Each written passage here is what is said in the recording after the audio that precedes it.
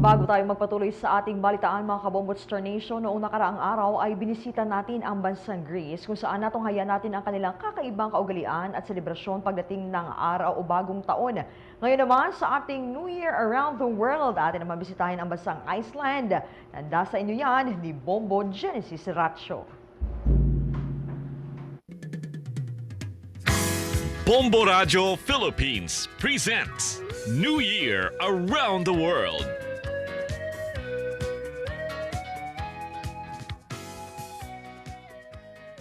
Ngayong araw, tampok sa ating New Year Around the World ang bansang Iceland, isa sa mga bansang may napakakulay na pagsalubong ng bagong taon. Ang naturang bansa ay isang isla na nasa North Atlantic Ocean. Dahil kalimitang nababalot ng niebe o makakapal na snow ang Iceland, lalo na kung holiday, nakagawian na ng mga residente roon na magsindi ng bonfire sa gabi, ilang oras bago ang pagpasok ng bagong taon. Ayon kay Bombo International News Correspondent Ronald Fatalia, sa harapan ng mga bonfire ay nagkukwentuhan ng mga magpapamilya na kalimitang may mga iniimbitahan na kaibigan, mga kakilala o mga kaanak bilang guest. Ang isa sa mga paborito nilang topic sa kwentuhan, mga katatawanan tungkol sa politiko, kanilang mga opisyal, kanilang gobyerno at iba pang mga seryosong bagay na madalas ginagawang katatawanan o bilang joke. During your celebration, big sa kanila yung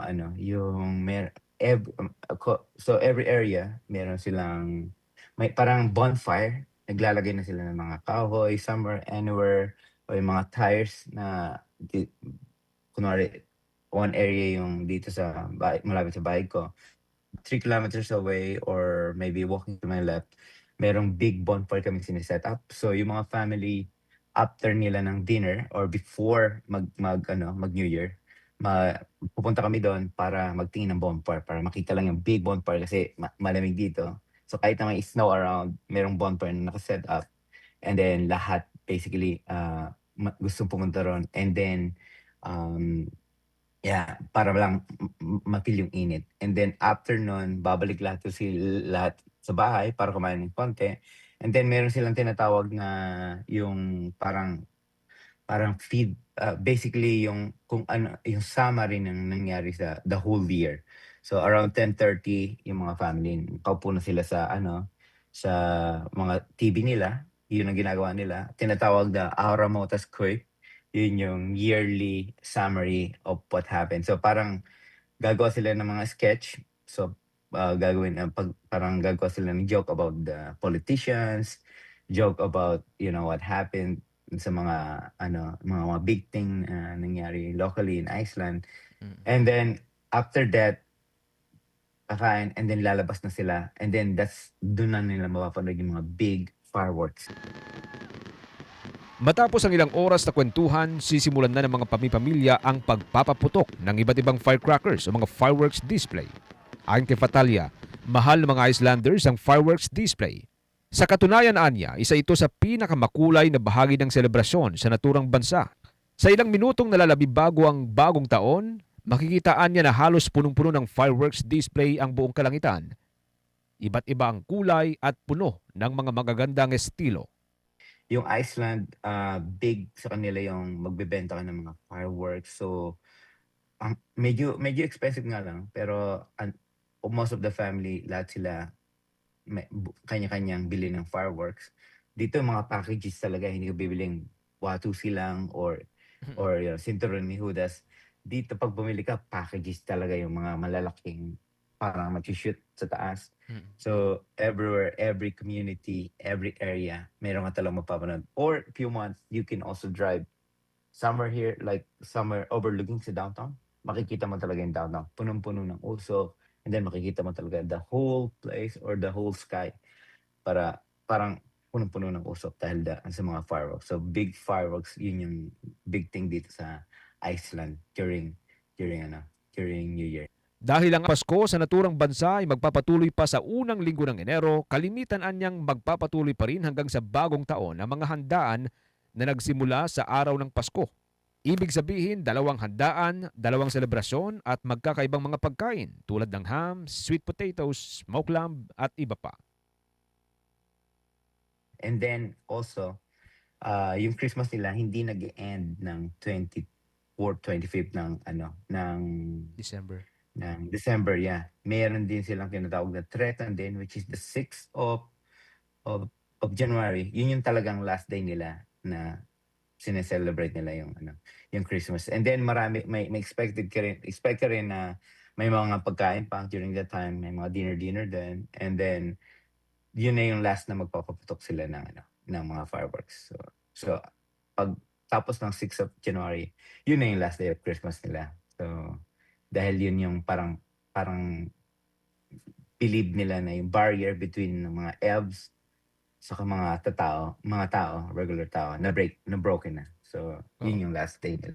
Dahil halos pareho ang Pasko at Bagong Taon sa naturang bansa, dahil nga nasasaklawan pa rin ng Enero ang pagpapatuloy ng Pasko, marahil ay nagtataka kayo kung bakit napakahaba ang Christmas celebration na umaabot pa hanggang sa unang linggo ng Enero.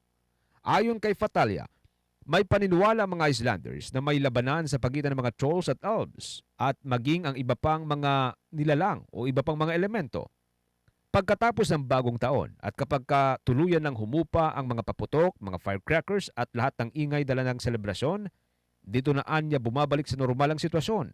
Natatapos ang labanan sa pagitan ng mga trolls, elves at iba pang mga elemento at muling babalik sa normal na pamumuhay. Kasi yung mga Icelanders, naniniwala sila sa mga, mga trolls, alam mo yung mga trolls, yung mga big things, mga elves. So parang the last day yung Christmas nila, naniniwala sila na yung barrier between ng mga worlds, thin lang siya. So during this time, yun yung time na pwedeng mag-appear yung trolls at saka yung mga elves ka. Kaya parang yung mga after that balik na uli yung mga yung mga tao sa kanilang mga bahay o tinitirahan dahil ayaw nilang kasi medyo delikado na dahil yun yung lumalabas na yung mga elves dahil makikita nga nila sa mga trolls kung ano yung ingay sa syudad, kaya bumaba sila ng bundok. And then yun na yung nag-end yung parang celebration ng mga human. Mga kabombo, dito na muli natatapos ang ating tampok na kwento para sa New Year Around the World. Alam nyo bang naniniwala mga Icelanders na nagkakaroon ng bagong mga pag-asa at bagong buhay tuwing sumasapit ang Bagong Taon? Kasabay yan ng ika nga nila'y pagtatapos ng gyera sa pagitan ng iba't ibang mga elemento. Bagaman paniniwala ito ng mga Icelanders, applicable din ito sa ating mga Pilipino. Ika nga, Bagong Taon, bagong simula. Ako si Bombo, Genesis Ratio, and this is Bombo Radio Philippines, the #1 and most trusted source of news and information. Basta Radio. Bombo! Watch out for another edition of New Year Around the World. Various celebrations of New Year in different countries. Only heard and seen on Bombo Radio Philippines.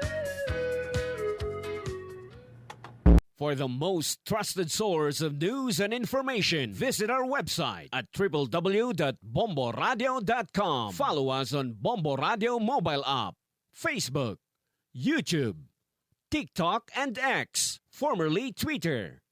Like, share, and stay connected. Anytime, anywhere.